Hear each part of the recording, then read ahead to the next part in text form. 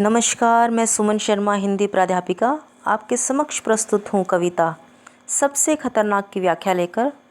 बच्चों, मैं इससे पहले के 2 भाग में आपको 4 अवतरणों की व्याख्या बता चुकी हूँ। तो आइए ले चलती हूँ आपको तीसरे भाग की तरफ। सबसे खतरनाक कविता अवतार सिंह संधू पाश द्वारा रचित है। पाश जी का जन्म 1950 में और मृत्यु 1988 में हुई। जैसा कि अब हमें पता चल ही चुका है कि मुख्यतः सबसे खतरनाक कविता का संदेश यही है कि हमें कभी भी सपने देखने बंद नहीं करने हैं। तो इस वीडियो की शुरुआत करनी चाहूँगी अब्दुल कलाम जी की इस सुविचार से। सपने वो नहीं हैं जो आप नींद में देखें, सपने वो है जो आपको नींद ही ना आने दे। तो चलिए पढ़ते हैं 5वां अवतरण। सबसे खतरनाक वह रात होती है जो जिंदा रूह के आसमानों पर ढलती है, जिसमें सिर्फ उल्लू बोलते और हुआ हुआ करते गिद्दड़ हमेशा के अंधेरे बंद दरवाज़ों चौखाटों पर चिपक जाते हैं। तो इन पंक्तियों में कवि पाश कहना चाहते हैं कि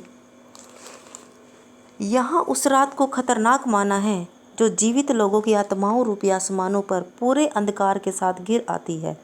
कवि का अभिप्राय है कि आतंकी गतिविधियों के पश्चात मृत लोगों के परिवार वालों पर बड़ी भारी विपत्ति आन पड़ती है। जीवित परिवारजनों पर दुखों की काली रात आ जाती है। कोई उनके दुख को बांटने वाला नहीं होता।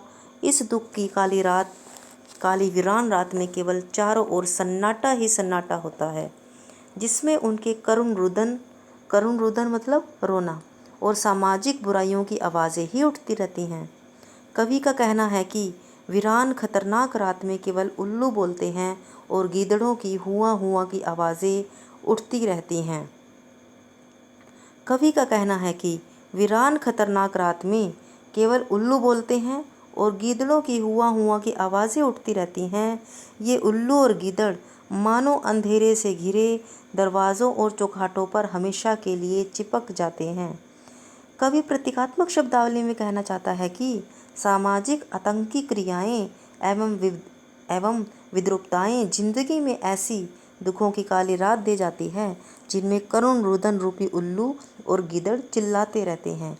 जीवन भर इन क्रियाओं को याद कर जीवित लोग प्रियजनों की याद में खोए रहते हैं। ये यादें उनके मन रूपी दरवाज़ों और चौखाटों पर चिपक जाते हैं। तो देखिए, इस अवतरण को दोबारा से सरल शब्दों में समझाती हूँ। सबसे खतरनाक वह रात होती है। रात यहाँ पर किस चीज़ का प्रतीक है?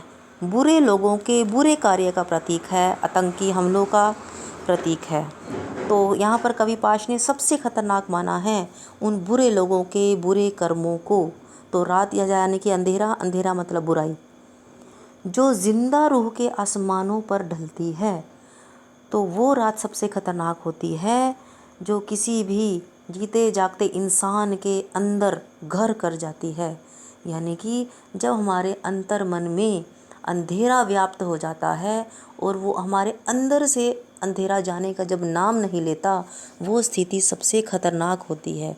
देखिए बच्चों, उजाला भी होता है, अंधेरा भी होता है, सुख भी आते हैं जीवन में और दुख भी आते हैं, लेकिन उन दुखों का कभी ना कभी तो अंत होता है। जैसे कि रात होती है, रात के बाद सवेरा भी होता है। तो अंधेरा वो कुछ समय के लिए होता है, लेकिन जो अंधेरा हमारे अंतर मन में, हमारे दिल के अंदर घर करके बैठ जाता है और जाने का नाम नहीं लेता, वो डर, वो आतंक जो हमारे मन में व्याप्त हो जाता है, वो सबसे खतरनाक चीज़ है।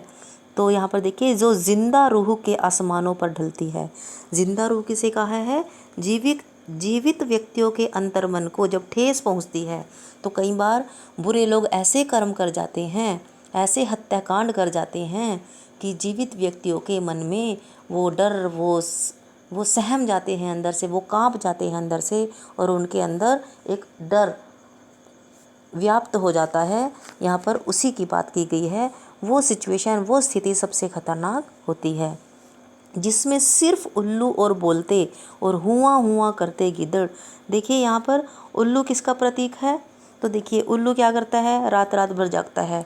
और जब हमें परेशानी होती है, हम बहुत ज़्यादा चिंतित हो, परेशान हो, हम किसी चीज़ से डरे हुए हों, सहमे हुए हों, उन व्यक्तियों को भी नींद नहीं आती जो लोग डरे हुए होते हैं। तो यानी कि वो भी व्यक्ति सारी सारी रात जागते रहते हैं, उन्हें चिंता होती रहती है, करुण रुदन होता है, उनका विलाप करते रहते हैं अपने प्रियजनों के लिए। तो यहाँ पर उल्लू उस चीज़ का प्रतीक है। और हुआ हुआ करते गिद्दड़, हुआ हुआ करते गिद्दड़ मतलब कि करुण रुदन, रोनो अपने प्रियजनों के वियोग में वो सारी सारी रात करुण रुदन करते रहते हैं। हुआ हुआ करना मतलब रोना। हमेशा के अंधेरे बंद दरवाज़ों चौगाठों पर चिपक जाते हैं, और वो डर, वो आतंक, वो भय, वो करुण रुदन हमारे अंदर से जाने का नाम ही नहीं लेता। वो क्या करता है, वो डर दरवाज़ा बंद करके चौखाटों पर चिपक जाते हैं, जैसे चमगादड़ें चिपकी रहती हैं, ऐसे अंदर घर कर लेती हैं, ऐसे अपना आशियाना बना लेती हैं हमारे मन के अंदर कि वो कभी भी जाने का नाम नहीं लेती। तो कवि पाश ने यहाँ पर उस स्थिति को सबसे खतरनाक बताया है। तो आइए पढ़ते हैं इन पंक्तियों का काव्य सौंदर्य। काव्य सौंदर्य यानी कि शिल्प सौंदर्य। तो कवि ने मानव की निराशाजनक स्थिति, अन्याय और आतंक को तटस्थ होकर सहने की स्थिति को खतरनाक माना है। यानी कि जब हम किसी के आतंक को, किसी के द्वारा किए गए अत्याचार को चुपचाप तटस्थ होकर, तटस्थ मतलब न्यूट्रल होकर, बिना कोई उसका विरोध किए जब सहते हैं, तो ऐसी स्थिति को कवि पाश ने सबसे खतरनाक माना है। तो इसके बाद देखिए, जिंदा रूह, रूह है उर्दू का शब्द, और जिंदा के नीचे ध्यान से देखिए, इसमें एक नुक्ता लगा हुआ है, एक बिंदी लगी हुई है, जिसे आप नुक्ता कहते हैं। तो उर्दू शब्दावली है। तो आप कह सकते हैं उर्दू शब्दावली का प्रयोग किया गया है या विदेशज शब्दों का प्रयोग किया गया है। हमारी हिंदी और संस्कृत को छोड़कर और किसी भी भाषा से लिए गए शब्दों को विदेशज शब्द कहते हैं। और यहाँ पर देखिए, प्रतीकात्मक शैली का प्रयोग किया गया है। कैसे? उल्लू प्रतीक है उस डर का, आतंक का, भय का, ठीक है।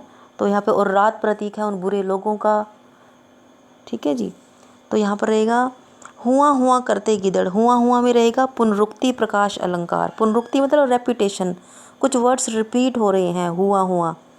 और देखिए दरवाज़ों चौकाठों, इनके बीच में एक योजक है, तो यहाँ पर रहेगा सामासिक शब्दावली का प्रयोग किया गया है। प्रसाद गुण विद्यमान है। हमारी साहित्य में 3 गुण हैं, ओज गुण, प्रसाद गुण और माधुर्य गुण। तो इन पंक्तियों में प्रसाद गुण विद्यमान है। करुण रस की सृष्टि हुई है। यहाँ पर करुण की, रुदन की, करुणा की, विलाप की बात हुई है, तो यहाँ पर करुण रस विद्यमान है। शब्द योजना सटीक एवं सार्थक है। भाषा सरल, सहज, प्रवाहमयी है। इसके बाद पढ़ते हैं इस कविता का अंतिम अवतरण। सबसे खतरनाक वह दिशा होती है जिसमें आत्मा का सूरज डूब जाए और उसका मुर्दा धूप का कोई टुकड़ा आपके जिस्म के पूरब में चुभ जाए। मेहनत की लूट सबसे खतरनाक नहीं होती, पुलिस की मार सबसे खतरनाक नहीं होती, गद्दारी लोभ की मुट्ठी सबसे खतरनाक नहीं होती। तो इन पंक्तियों में कवि ने सबसे खतरनाक वह स्थिति मानी है जिसमें आत्मा रूपी सूरज डूब जाए, आत्मा में कोई आशा की किरण नहीं रहती, उसके सभी सवाल बेमानी हो जाते हैं।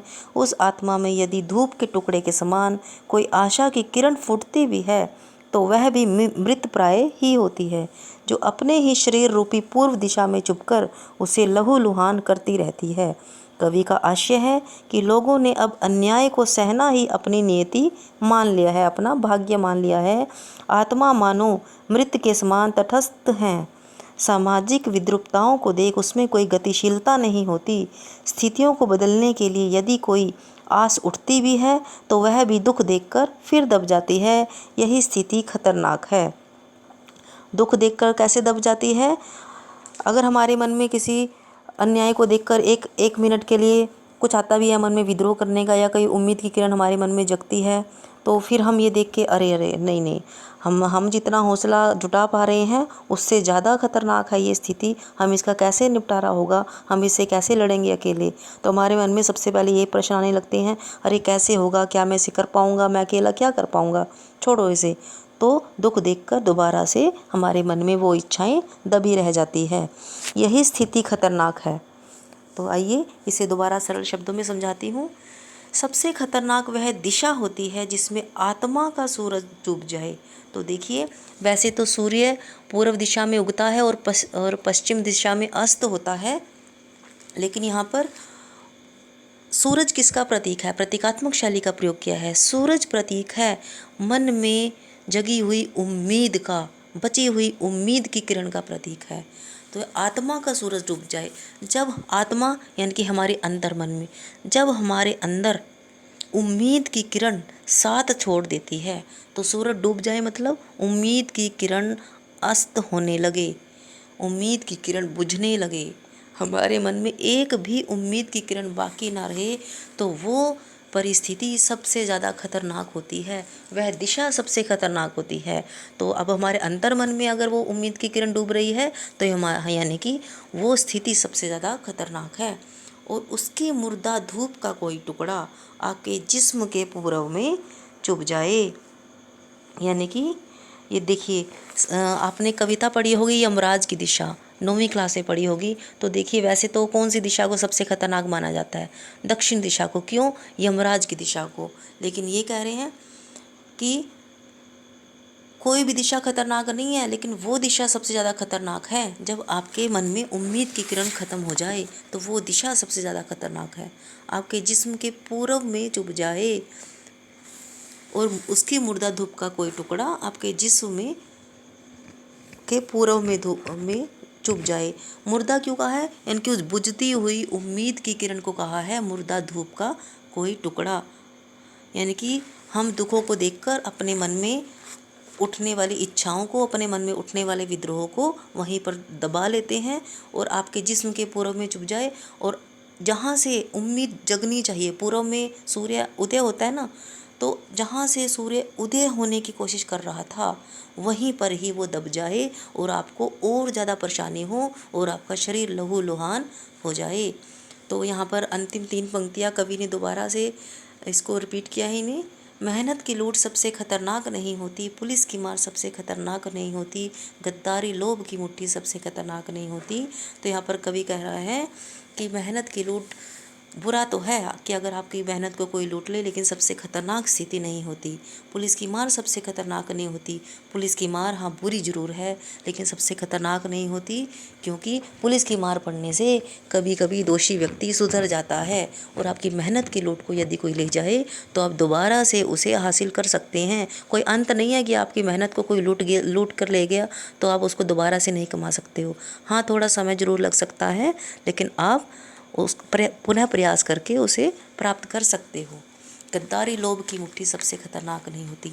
जब हमारे मन में देश के प्रति गद्दारी या लालच आ जाए किसी भी चीज़ के लिए, या आपका दोस्त आपके साथ कोई गद्दारी कर दे, यानी कि जो गद्दार होते हैं, जो लोभी होते हैं, लालची होते हैं, लेकिन उनमें सुधरने की कोई गुंजाइश रहती है, इस वजह से ये सभी स्थितियाँ बुरी बताई हैं लेकिन सबसे खतरनाक नहीं बताई। तो आइए पढ़ते हैं इन पंक्तियों का काव्य सौंदर्य। तो दोबारा से यहाँ पर है, प्रतीकात्मक शैली है, सूरज प्रतीक है आपके मन में बची हुई उम्मीद की किरण का। जिस्म शब्द का प्रयोग यहाँ पर उर्दू शब्दावली में हुआ है, तो उर्दू शब्दावली का प्रयोग किया गया है। मुर्दा शब्द भी उर्दू का ही है। और यहाँ पर देखिए, डूब जाए, चुभ जाए, तो यहाँ पर तुकांत शब्दावली का प्रयोग किया गया है। शब्द योजना सटीक एवं सार्थक है, भाषा सरल सहज प्रवाहमयी है, प्रसाद गुण विद्यमान है। और इसके अलावा अंतिम पंक्तियों में खतरनाक नहीं होती, तो यहाँ पर रहेगा स्वर मैत्री और पद मैत्री विद्यमान है, तुकांत शब्दावली का प्रयोग किया गया है।